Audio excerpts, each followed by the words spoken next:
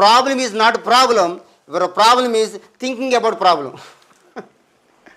English వచ్చినాక అర్థం అవుద్ది కానీ మన సమస్య ఏంటంటే, మన సమస్య ఏది ఉందనుకోండి, ఆ సమస్య అది కాదు.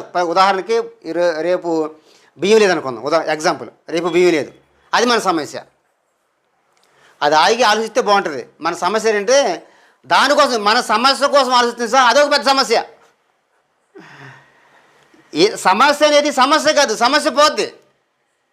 కానీ ఆ సమస్య గురించి మనం ఆలోచిస్తాం చూసావా, అది మరి ఎక్కువ సమస్య తెచ్చబడద్ది.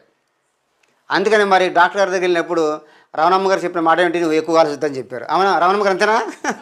అది మీ సమస్య. అది బైబిల్ చెప్పిన సమస్య అదే.